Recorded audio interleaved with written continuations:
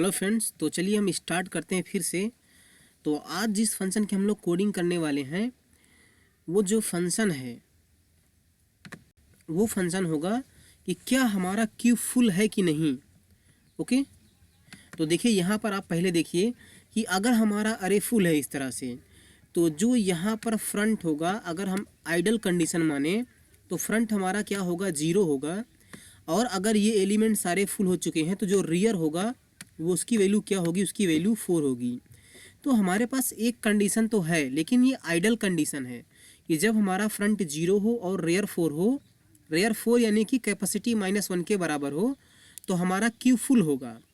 लेकिन ये भी तो हो सकता है कि मान लीजिए अगर मुझे इस सिचुएशन में कोई एलिमेंट हमने डिलीट कर दिया, लेट से 3 को डिलीट कर दिया, तो जो हमारा फ्रंट होगा वो 0 से इंक्रीमेंट होकर क्या होगा, 1 हो जाएगा। और फिर से अगर हमने कोई एलिमेंट अब इंसर्ट कर दिया, तो अभी हमारा रेयर 4 है लेकिन हमारे अरे में एक खाली जगह है, मैं इंसर्ट करूँगा। तो लेट से यहाँ पर मैं इंसर्ट कर दे रहा हूँ लेट से 7, तो हमारे रेयर की वैल्यू क्या हो जाएगी, 4 से 5 नहीं होगी बल्कि 0 हो जाएगी, है ना। और अब इस सिचुएशन पर भी हमारा जो ये अरे है वो क्या है, फुल है ना। तो क्यू के केस में दो सिचुएशन होती हैं। अरे दो केस में फुल हो सकता है, एक आइडल वाली कंडीशन जिसमें फ्रंट की वैल्यू 0 होगी और रेयर की वैल्यू कैपेसिटी -1 के बराबर हो, जो पहले हमने आपको दिखाया। लेकिन ऐसा भी हो सकता है कि जब मैं एलिमेंट को डिलीट कर रहा हूं और इंसर्ट करते करते मैं फिर से शुरू से इंसर्ट करना चालू कर दूं, जैसे यहाँ पर है, और फिर से अगर हमारे अरे में एक भी खाली जगह ना बने तो भी हमारा जो क्यू होगा वो फुल हो जाएगा। तो इसको हम किस तरह से मैनेज करेंगे। जब मैं स्टैक पढ़ा रहा था तो वहाँ पर एक ही कंडीशन थी, लेकिन यहाँ पर क्योंकि जब हम इंसर्ट कर रहे हैं तो ये रोटेट होने लगता है ना। अगर हमारा स्टैक फुल नहीं है, भले ही हमारा रेयर लास्ट वाले ब्लॉक का इंडेक्स है, तो उसके इंडेक्स को फिर जो होता है रेयर की वैल्यू, उसको हम इंक्रीमेंट नहीं करके बल्कि 0 सेट कर देते हैं। तो जो इंसर्शन होता है वो सर्कुलर फैशन में होने लगता है, सर्कुलर मैनर में होने लगता है। इसलिए यहाँ की जो कंडीशन होगी वो नॉर्मल कंडीशन हम इस तरह से नहीं लिख सकते। तो उसकी क्या कंडीशन है, अगर आप गूगल सर्च करना चाहें तो गूगल पर भी सर्च कर लीजिए, नहीं तो मैं आपको बता रहा हूँ। देखिए क्या करना पड़ेगा।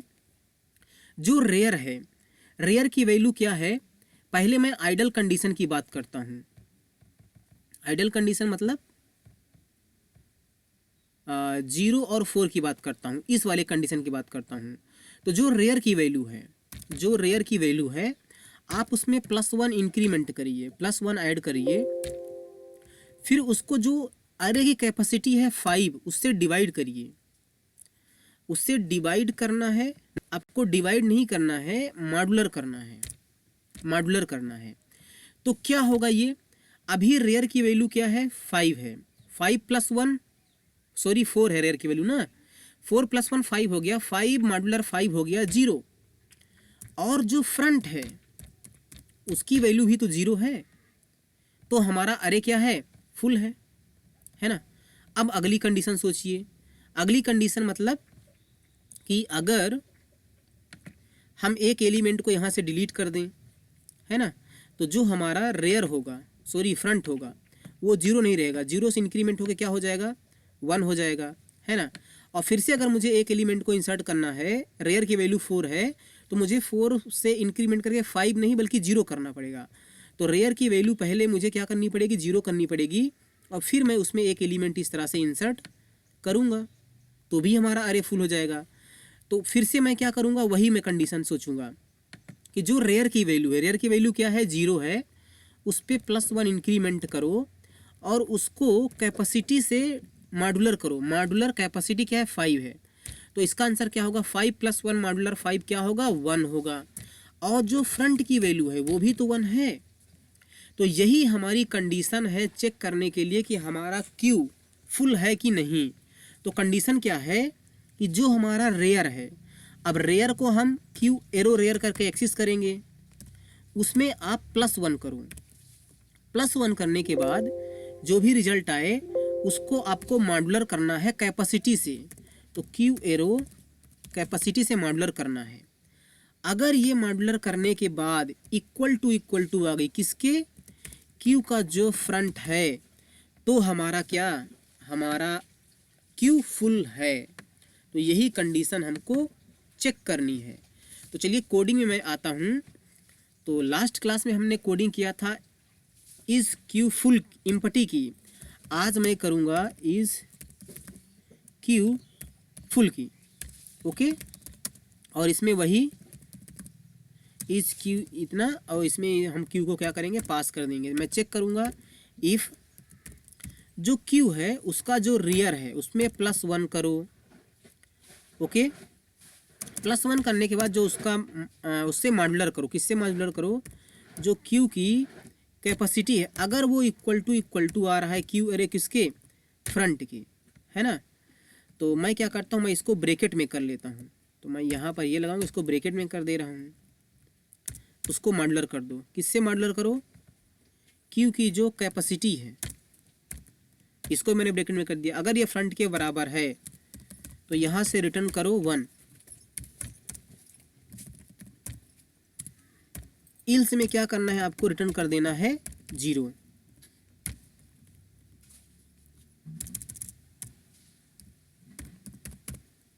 RETURN रिटर्न कर दो 0, है ना। तो ये हमने कोडिंग कर लिया। कब चेक करने के लिए कि हमारा क्यू फुल है कि नहीं है। अब क्यू फुल होने की क्या कंडीशन होती है, आप पर नेट पे भी सर्च करेंगे ना, गूगल सर्च कर लेंगे। ओके, यहाँ पर ये क्यू अंदर होगा। अगर आप गूगल सर्च करेंगे तो भी आपको यही वाली कंडीशन मिल जाएगी। ओके, तो इस तरह से हम लोग चेक करेंगे कि हमारा क्यू क्या है, हमारा क्यू फुल है कि नहीं है। ठीक, तो अब चलिए हम अगला फंक्शन देखते हैं। इसमें हम देखेंगे कि हमारे क्यू का जो साइज़ है वो क्या है। क्यू के साइज़ का मतलब यहाँ जानते हैं क्या से है, कि कितने एलिमेंट हमारे क्यू में हैं।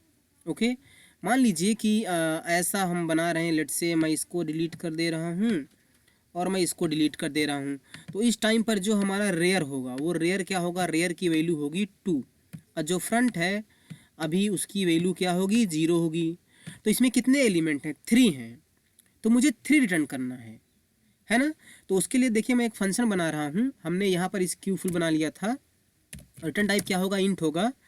और मैं यहाँ पर फंक्शन बनाता हूँ क्यू ई साइज नाम से। Okay, struct Q star Q.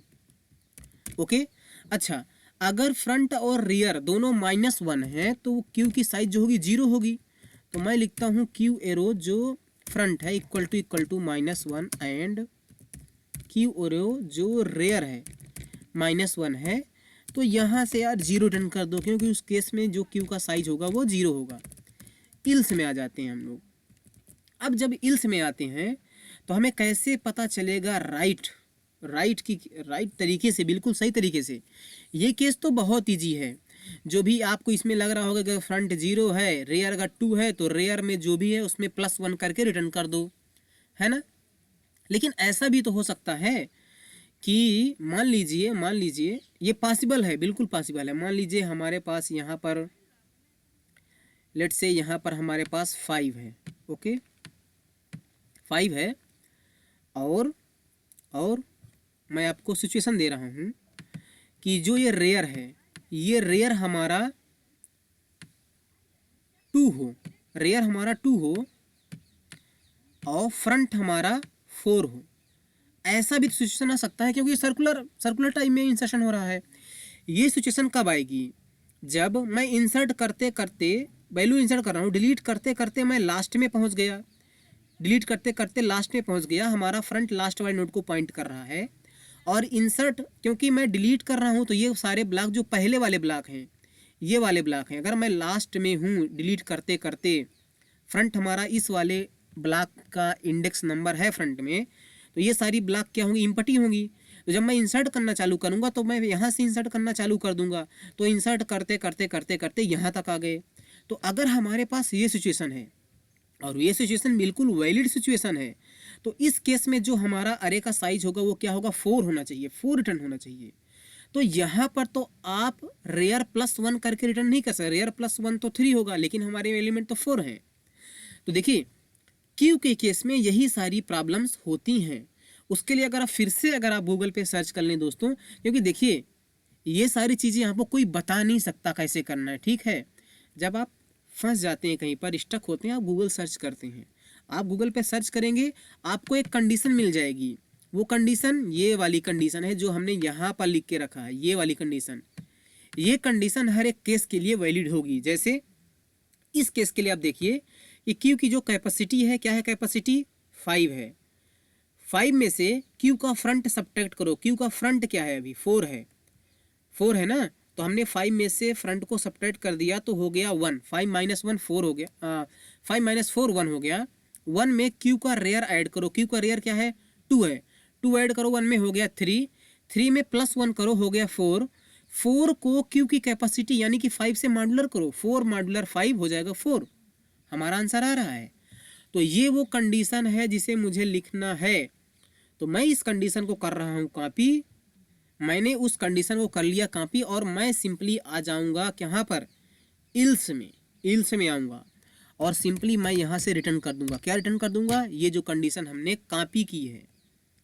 आप ध्यान से देख लें, मैं इसको छोटा कर दे रहा हूँ। वही वो कंडीशन है जिसको मैंने वहाँ से कॉपी कर लिया था, उसको मैं यहाँ पर पेस्ट कर दे रहा हूँ। ओके, तो आई होप आपको दिख रहा होगा, नहीं दिख रहा है सारी चीज़ें,